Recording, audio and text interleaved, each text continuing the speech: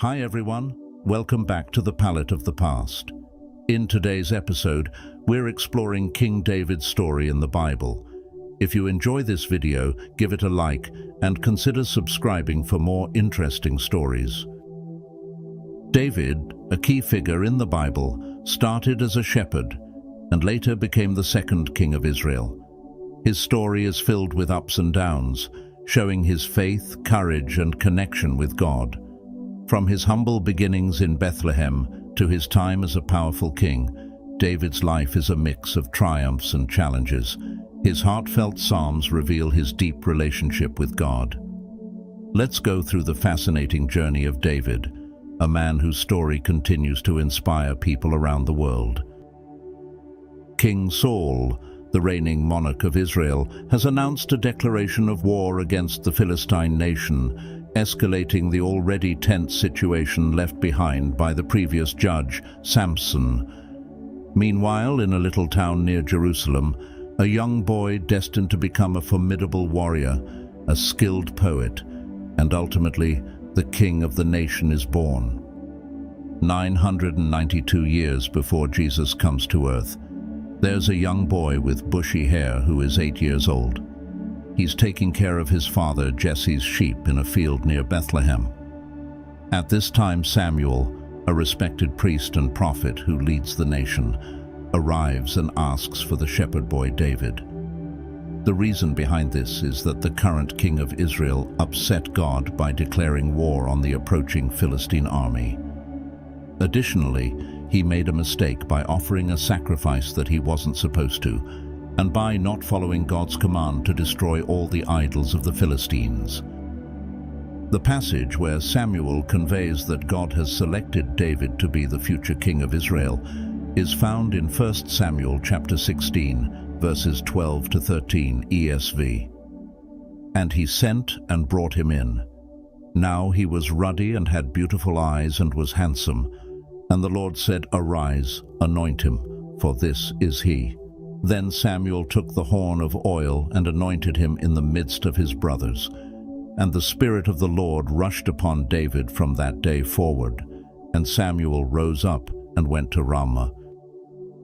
So Samuel declares that God has chosen David to be the future king of all Israel. Despite this divine choice, Saul continues to rule as the king. However, Saul starts experiencing torment from an evil spirit, a consequence permitted by God. To soothe Saul when he's upset, his servants propose hiring a musician. They recommend a skilled young shepherd from Bethlehem named David. The servants describe David as not only talented in playing music, but also as a courageous and capable warrior, wise in speech, possessing a good presence, and importantly, being favored by the Lord. Without Saul being aware of David's future role as his successor, the king hires the young shepherd. When the Philistines return for retaliation, they send a massive, beastly man standing at 10 feet tall and wearing 40 pounds of armor. This formidable opponent hurls a spear into the air, a weapon so substantial it would have measured 3 inches in thickness. They name this formidable foe Goliath. He mocks the Israelites, challenging them to send a warrior to face him, but the Israelite soldiers are gripped with fear. Meanwhile, David, the shepherd boy, is sent to the battlefront to deliver bread to his brothers, who are actively engaged in the fight. Witnessing Goliath taunting the Israelites, David boldly announces to everyone that he is confident in his ability to defeat the giant. David, showing remarkable confidence, opts not to wear armor. Instead, he selects 5 smooth stones and, relying on his faith in Yahweh, defeats Goliath with a single shot from his sling. The specific verse where David kills Goliath is 1 Samuel chapter 17, verse 50, NIV. So David triumphed over the Philistine with a sling and a stone. Without a sword in his hand, he struck down the Philistine and killed him. Observing David's courage in facing the Philistines, Saul asks Abner, the army commander, about David's identity. Abner, however, is unable to provide an answer, saying, "As your soul lives, O king, I do not know." Upon witnessing David's victory, Saul directs his men to find out the identity of the young hero. When David returns after defeating the Philistine, Abner takes him to Saul, presenting the head of Goliath. Saul inquires about David's lineage, asking, "Whose son are you, young man?" In response, David humbly replies, "I am the son of your servant Jesse, the Bethlehemite." David is welcomed into the palace, where he encounters Saul's son, Jonathan. Instantly bonding, Jonathan and David form a strong friendship, solidifying their connection by making a pact to protect each other. However, Saul's jealousy towards David grows, leading him to make deceptive moves. Saul promises David the opportunity to marry his daughter, but ultimately gives her to someone else. Simultaneously, Saul sends David to the front lines of battle, hoping that in the midst of danger, David may face distress or harm. Despite Saul's attempts to harm him, David, with Yahweh on his side, emerges victorious in battles against numerous enemies. Songs praising the young shepherd's prowess begin to circulate, with lyrics like, "Saul has struck down his thousands and David 10,000s." As David's popularity soars, Saul becomes increasingly threatened. Saul, troubled by the thought of David aspiring for the kingdom, hurls a spear at him while he plays the harp. Fortunately, David manages to evade the attack. Jonathan, discerning his father's deadly intentions, warns David, prompting him to escape to Nob. There, David encounters the priest Ahimelech, who presents him with Goliath's powerful sword, a reassurance that he can face his enemies without fear. Despite this symbolic gesture, David spends the next 8 years of his life on the run, driven by fear. Initially seeking refuge in Gath for 4 years, David becomes uneasy due to growing apprehension and leaves, eventually finding sanctuary in Moab. In Moab, David receives a warning to depart, prompting him to flee to the forest of Hereth. After a period there, he eventually settles in the city of Keilah. However, Saul's intentions are revealed. He plans to attack the Philistines, secretly hoping to locate and capture David, the son of Jesse. Fearing Saul's pursuit, David leaves Keilah and seeks refuge in the mountainous wilderness of Ziph. For the next 4 years, he lives a life in hiding, taking shelter in caves. In the caves of Ziph, Jonathan reconnects with David, reaffirming his unwavering loyalty and recognizing David as the rightful king of Israel. However, the people of Ziph betray David by informing Saul about his location. Armed with a formidable army, Saul embarks on a mission to take David's life in the wilderness of Maon. The intricate dynamics of loyalty and betrayal play a crucial role in this ongoing struggle between David and Saul. In a twist of events, the Philistine army launches a powerful counterattack against the rear of Saul's forces. This diversion grants David a precious opportunity to escape to En-Gedi. Following the battle, a messenger brings news to Saul that David has been sighted in the mountains of En-Gedi.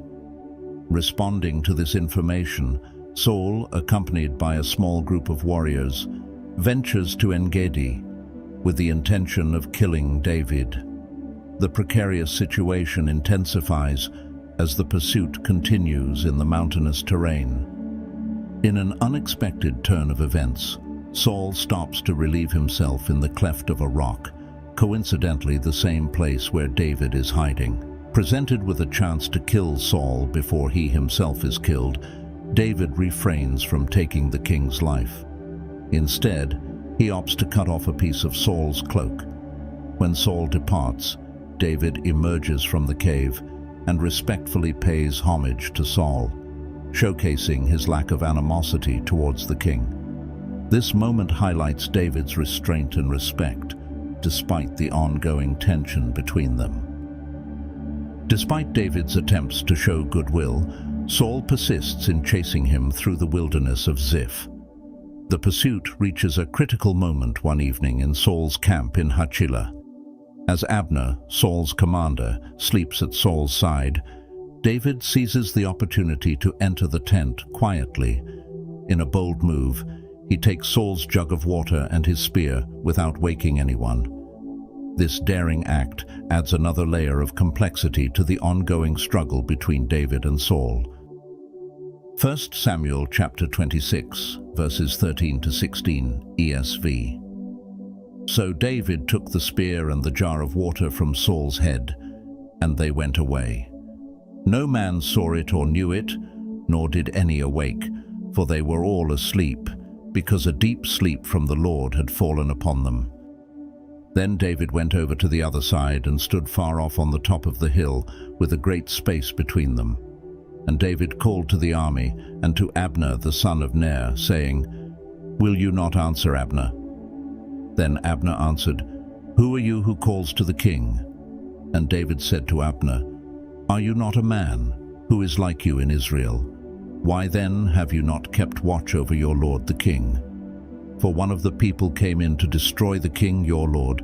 This thing that you have done is not good. As the Lord lives, you deserve to die, because you have not kept watch over your lord, the Lord's anointed. And now see where the king's spear is, and the jar of water that was at his head." After Saul realizes that David is the rightful successor, he stops trying to harm him. However, David, still afraid that Saul might change his mind, decides to go to the land of the Philistines, specifically to King Achish in Gath. His plan is to pretend to be supportive of the Philistines while secretly working against them. Meanwhile, King Achish believes that David has become disliked by the people of Israel, so he allows him to stay in Gath. Indeed, King Achish asks David to safeguard the camp while the Philistines engage in battle against the Israelites. However, upon David's return to the camp, he discovers that it has been ravaged by the Amalekites, who have also taken away his wives and children. With divine approval, David embarks on a mission to pursue the Amalekite raiders. Eventually, he catches up with them and successfully rescues the women and children from their captivity. After retrieving the spoils, David returns them to the Philistine nation. Meanwhile, news arrives that the Philistines have killed both Saul and David's close friend, Jonathan, in battle. Following the defeat of the Amalekites and the demise of Saul, David is anointed as the king of Jerusalem. This anointing sets the stage for a civil war within the kingdom of Israel. The tribe of Judah supports and remains loyal to David, while a significant portion of Israel remains loyal to Saul, leading to internal conflicts and divisions. In a series of events, Abner is assassinated by Joab, and Saul's heir, Ishbosheth, is killed in his sleep. Following these tragic incidents, David is ultimately anointed as the king over the entire kingdom. However, David doesn't let these unjust acts go unpunished. Outraged by the murders of Abner and Ishbosheth, who were his adversaries, David ensures that the assassins face swift justice and are put to death. This determination to uphold justice, even for his enemies, becomes a defining aspect of David's reign. People recognize him as a leader after Yahweh's own heart, as he demonstrates care and fairness even towards those who opposed him. This sense of justice shapes the legacy of David's rule. Certainly, the covenants David had with Jonathan likely played a significant role in shaping his strong feelings about the killing of Saul's heir. This moral compass, grounded in a sense of right and wrong, becomes a guiding force in David's kingship. King David demonstrates exceptional skill in both peacemaking and warfare during his reign. He establishes and maintains diplomatic relations with various neighboring nations, including the Edomites, Amalekites, Ammonites, and Philistines. Simultaneously, David engages in strategic military endeavors, showcasing his prowess in conflict resolution and military leadership. As time passes, David skillfully brings these neighboring nations into the fold of the Kingdom of Israel. His wise leadership not only integrates these nations, but also plays a crucial role in expanding and strengthening the kingdom. David's reign includes the conquest of Jerusalem, where he intends to build a temple for the Ark of the Covenant. However, the prophet Nathan advises against this, revealing that a temple will be constructed by one of David's descendants.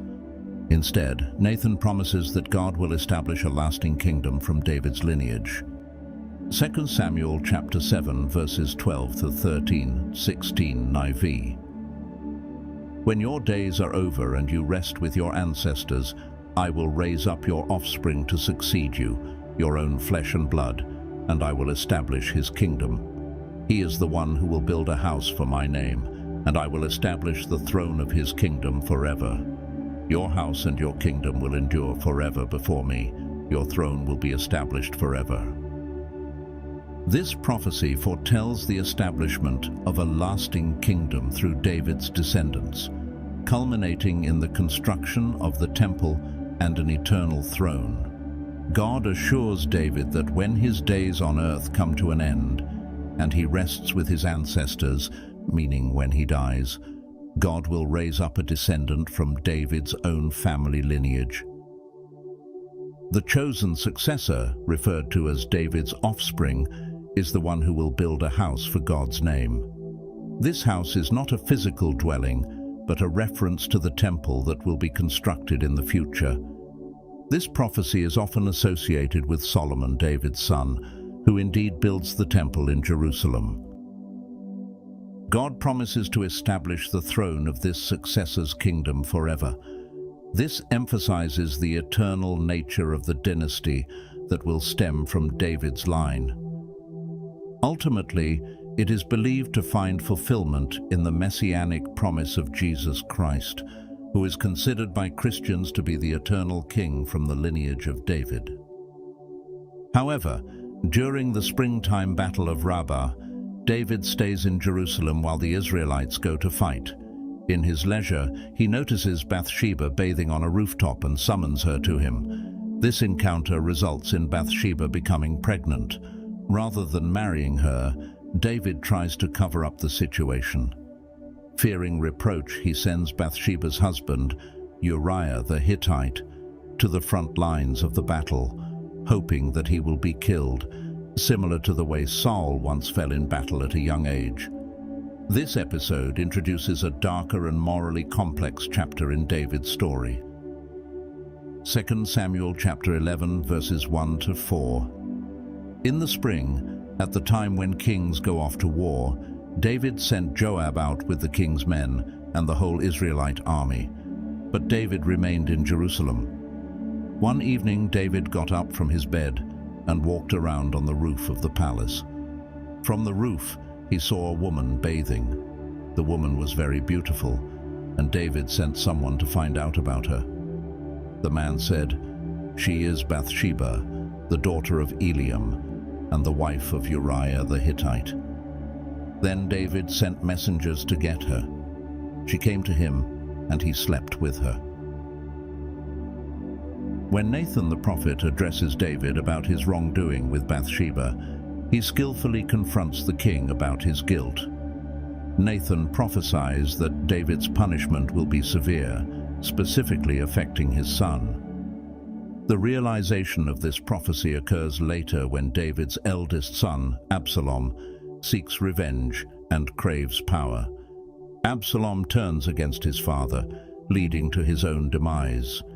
He runs away, but eventually he is killed in the forest of Ephraim by the commander of David's own army.